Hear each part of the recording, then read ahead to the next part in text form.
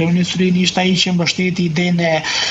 Ballkanit Perëndimor ose teorinë në thonjza të ish Jugosllavisë ose Jugosllavisë neo-Jugosllavisë së re,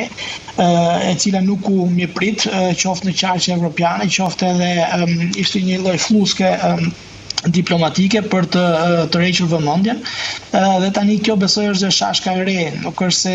si thash, nuk është se është në raport me shifrat, është në raport me statistikat, aq më shumë në raport me kujtesën historike të Shkodrës,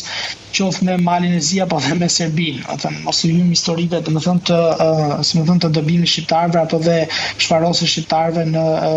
vitet 20 apo 30 në atë periudhë atje në atë zonë. Nuk e di e ke dëgjuar këto ditë pasi u propozua drafti socialistëve për të shkryer 15 bashki dhe pati nisje revolte edhe nga socialistët me Poliçanin, me Maliqin, me Dimalin, me Divjakën, pra në të gjitha bashkitë që propozohen për të shkryer, është hedhur një ide sikur socialistët e kanë bërë për të hequr vëmendjen vetë nga ajo gjë që po ndodh në bulevard. Nuk e di e ke dëgjuar edhe atë ngjitës si teori. Kryeministri shqiptar, po dhe gjithë mekanizmi propagandistik, ai madje e përqendroi, shpërndarjen e informacionit duke krijuar një agjenci informacioni për të parë monopolin e shpërndarjes informacionit në kryeministri, kështu që mund të qëndrojë si tezë në shkencat politike. Ajo shpërqendrimi i vëmendjes quhet agenda cut ose ndërprerja e agendës, momenti që ka një ligjërim masiv publik, atëherë krijon një shashk ose hedh në skenë një zhvillim të ri për të shpërqendruar vëmendjen, po protesta në Shqipëri ka përfshirë tashmë kufirin brenda Shqipërisë. Nuk kemi vetëm mbështetje masive nga diaspora dhe një lloj frymëzimi të ri në diasporë, por kjo është temë tashmë politike përtej Shqipërisë. Ka mbritur në Parlamentin Evropian, në gjithë kancelarit diplomatike dhe ne konstatojmë edhe një rënje të imazhit vetvete dhe të reputacionit të kryeministit shqiptar në nivele diplomatike. Unë mund të flas paktën për Gjermani, nuk kemi asnjë lloj pritje zyrtare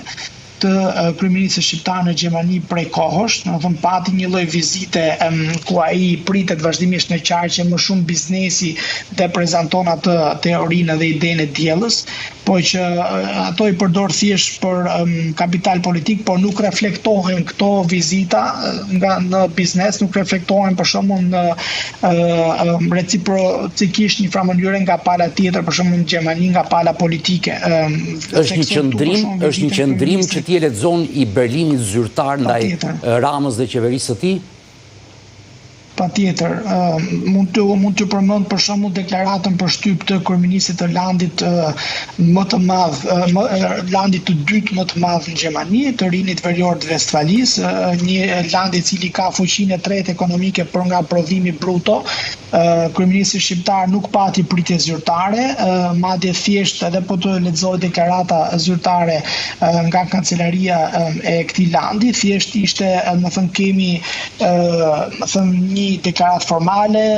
pa u përmend rrugtimi i Shqipërisë në integrimin në BE dhe ai ishte, siç thash, pa pritje zyrtare, dhe më pas kemi pritjen e kryeministit në Bochum, qytetin ku unë vetë jetoj, ku pati një summit digital kur kryeministi prezantoi idenë e diellës apo pozicionin e krijuar, edhe kjo për të tërhequr vëmendjen në nivel ndërkombëtar, por që kaq nuk ishte pritje zyrtare dhe nuk ishte edhe reflektim në komunikim publik në nivel politik, apo siç njihet kur ka pritje të ngjashme në qarqet përkatëse.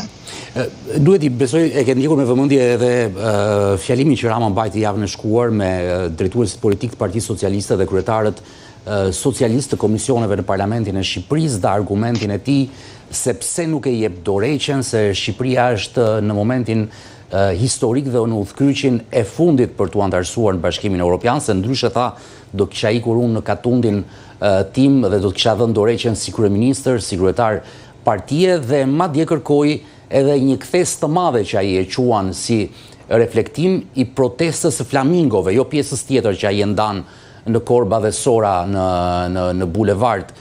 po shikon vërtet një reflektim, një ndryshim në Partinë Socialiste përballë kësaj proteste që sot është në ditën e 65 në shesh? fakti që protesta vazhdon dhe kërkesa mbetet konstante për dorëheqjen e zotit Rama tregon që të gjitha deklaratat, të gjitha nismat, të gjitha në thonjza reflektimet si pasojë e protestës nuk pinë më ujë. Më thënë dhe gjithë retorika e kryeministit, po dhe ligjërimi i tij, komunikimi i tij tashmë si tash nuk funksionon. Më thënë jo vetëm që ka humbur besueshmërinë e plot tek qytetarët, sepse qytetarët jetojnë përditshëm me problemet, jetojnë përditshëm me kapjen e shtetit, jo vetëm nga nën toka dhe kapjet e administratës nga një parti e vetme, e cila ka krijuar dhe shndruar administratën në fole partie dhe patronazhimi, por që jetojnë përditshëm me problemet e ndryshme dhe një farë mënyre edhe me vështirësitë e rinisë, për shembull që ka qoftë vështirësi ekonomike,